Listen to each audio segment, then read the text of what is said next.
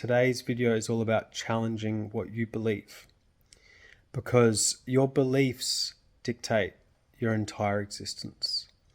And many of the beliefs that we hold aren't really even ours. They could be just an unconscious parent, unconscious teacher from your schooling days, someone on social media, or a news reporter that you heard, vomiting some sort of limitation or, declaration that this is how things are, or this is what someone is capable of achieving. And somehow it's stuck. And now this repeating program, this echo from the past based on yesterday's news, just plays around and around and around in our head. And if you look at all the most successful people in the world and you find out what they believe, you see that their beliefs literally launch them into the stratosphere. It allows them to continually reveal more and more of their potential. But when you talk to someone who's trapped in pain or suffering or depression or powerlessness, you always see that the beliefs they hold and the thoughts they're telling themselves are feeding and fueling their current state of being stuck or suffering, always. Okay, this cycle is insidious when it spirals down to our lowest possible expression of self, and it's extremely liberating when it spirals up the other way and allows us to fully step into our power. But it all starts with belief.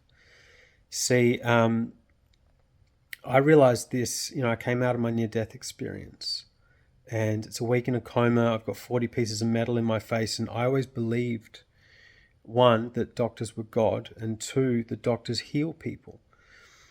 So I would wait every morning as the doctors would do their rounds, and I'd be sitting in this hospital bed, emaciated and 42 kilos with a broken back. And I kept waiting for them to heal me, like to do something to heal me. And it soon became apparent that it wasn't going to happen.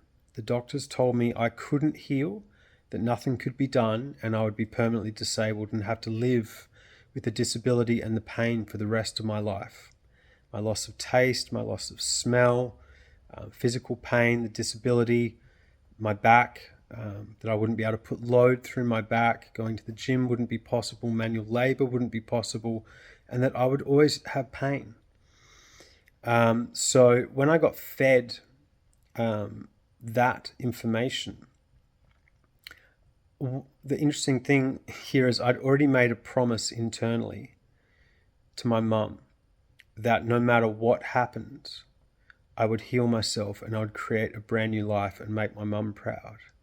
And I don't care about your PhD or, your title, or how prestigious you may think you are as a doctor, but nothing comes in between the love of me and my mum. That bond is infinitely greater. And so I started a quest, and I've been on that quest now for 14 years, learning about the mind-body connection and self-healing and the interplay of what we believe, our thoughts and emotions, on the health of the cells of our body and our immune function and even our genetic expression. So I am living proof that a change in belief completely transforms our world. She who says she can and she who says she can't are correct 100% of the time. So you've heard me say this before if you've been watching my videos. Don't get too married to your beliefs, okay? They're just there because you walked certain roads. Those certain experiences that are unique to you sculpted your brain. The actual anatomical structure, the wiring that exists in your head that facilitates your beliefs and your thoughts, perceptions about the world. They're only there because of the roads you've traveled, okay? So change any of your life experiences and you'd have different beliefs about the world. literally you, personality known as you, would be someone completely different. Okay? I can't emphasize this enough. It's the quality of our life is always in direct proportion or a direct reflection of the predominant beliefs that we have about ourselves and the world that we live in. Okay, I'm rushing through this video because I'm still a little bit upset that the other one didn't record the audio. But yeah, ultimately, the power is in you.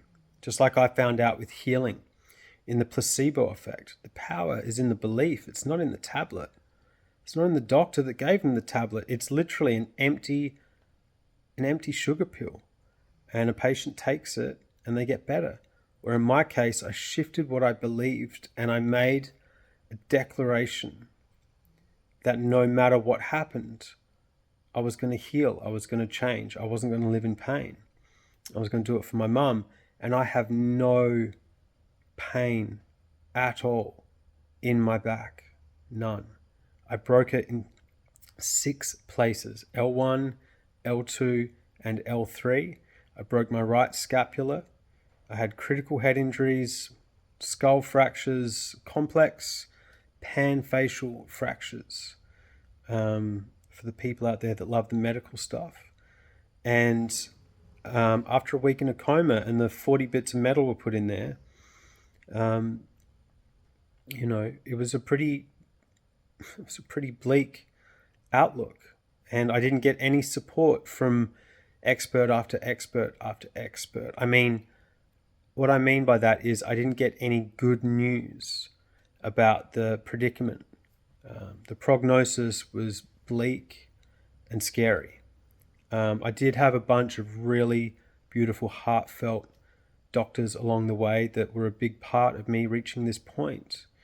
But ultimately what I discovered is the power is in us. We are the healer. You are the placebo.